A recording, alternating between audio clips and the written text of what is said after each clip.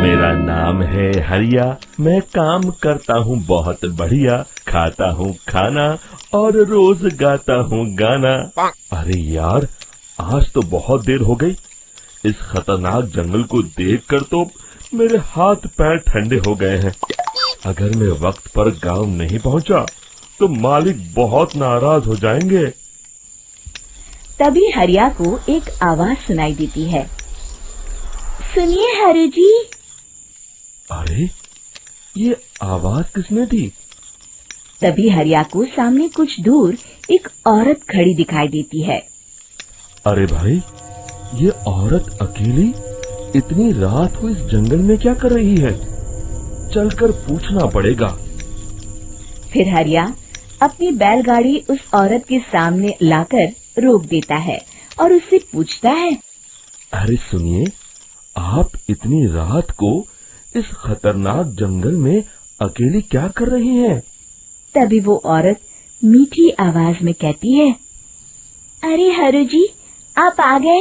मैं कब से आपका इंतजार कर रही थी। वैसे तो यहाँ से काफी लोग गुजर चुके हैं, लेकिन मैं खास आपका इंतजार कर रही थी। अच्छा, तुम सच कह रही हो? मुझे तो यकीन नहीं हो रहा है। वो क्या है ना, आज तक किसी ने मुझसे इतने प्यार से बात नहीं की। हाँ हरु जी, मैं सच कह रही हूँ। अब देर मत करिए और जल्दी से मुझे मेरे घर तक छोड़ दीजिए। हाँ, कौन सी बड़ी बात है, अभी छोड़ देता हूँ। आप मेरे पीछे बैलगाड़ी में बैठ जाइए और मुझे रास्ता बताते चलिए। फिर वो औरत हरिया की बैलगाड़ी में बैठ जाती है और हरिया बैलगाड़ी हाँकता हुआ आगे चल पड़ता है।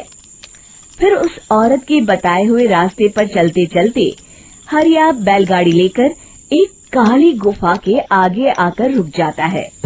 हरिया उस औरत से पूछता है। देवी जी, आपका घर कहाँ है? यहाँ तो एक गुफा के अलावा और कुछ नहीं है। तभी अचानक वो औरत हवा में उड़ने लगती है। देखते ही देखते उसका सुंदर रूप एक डरावनी चुड़ैल में बदल जाता है और वो जोर जोर से हंसती है। अरे तू तो एक नंबर का बेवकूफ निकला। तू तो बड़ी आसानी से मेरी बातों में आ गया। अरे मर गया रे, ये तो एक चुड़ैल है। हे भगवान बचा ले, ये तो बड़ी डरावनी दिखाई दे रही है। और फिर अगले ही पल हरिया की बैलगाड़ी में रखा सारा सामान हवा में उड़ता हुआ उस काली गुफा के अंदर चला जाता है और वो चुड़ैल भी उस गुफा के अंदर जाकर कहीं गायब हो जाती है। हरिया ये नजारा देख बुरी तरह घबरा और परेशान हो जाता है। अरे, ये चुड़ैल तो मेरा सारा सामान लेकर गुफा में गायब हो गई। अब क्या होगा? अगर मैं गांव खाली हाथ गया तो मालिक मेरी अच्छी खबर लेंगे। मेरी इस बात का कोई यकीन भी नहीं करेगा। फिर आखिर वही हुआ। हरिया के मालिक चंपक सेठ को हरिया की किसी भी बात पर रत्ती भर भी यकीन नहीं हुआ। चंपक सेठ को लगा हरिया झूठ बोल रहा है और उसने ही लालच में आकर सारा सामान हड़प कर लिया है। फिर हरिया को बेईमान समझकर चंपक सेठ उसे काम से निकाल देता है।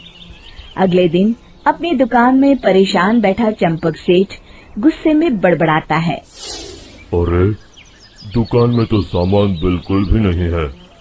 अब मुझे ही शहर जाकर सामान लाना होगा।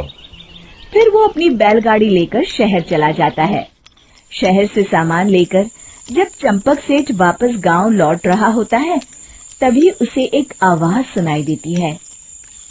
चंपक जी, ओ चंपक जी। अरे, ये तो कोई मेरा नाम लेकर मुझे पुकार रहा है। फिर उस रास्ते में वही औरत खड़ी दिखाई देती है।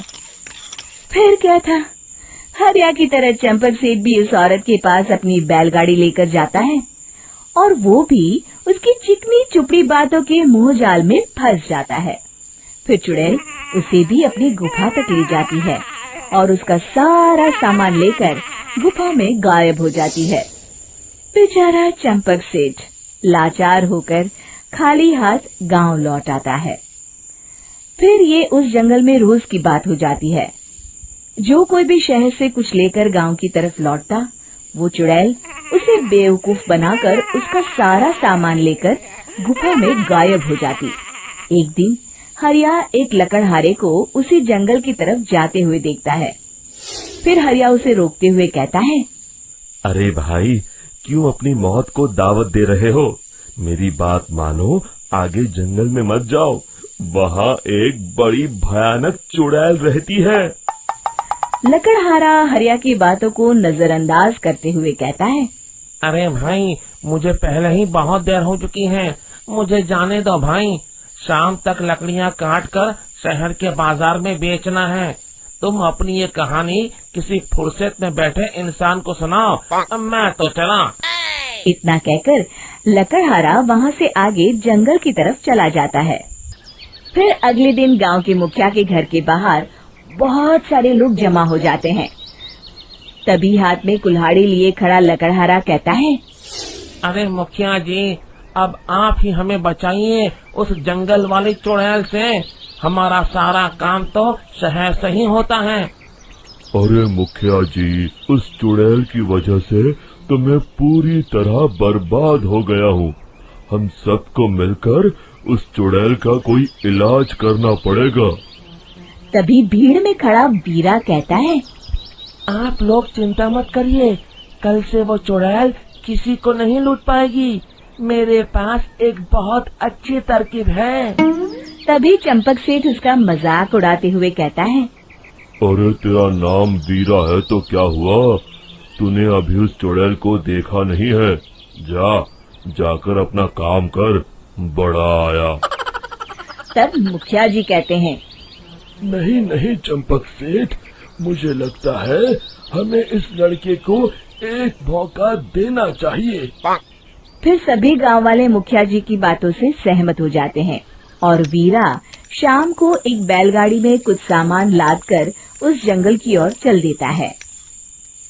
वीरा, ओ वीरा, कहाँ जा रहा है?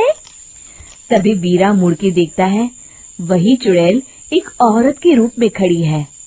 अरे बहन जी, मैं आपको ही ढूंढ रहा था। देखिए, मैं आपके लिए क्या लाया हूँ।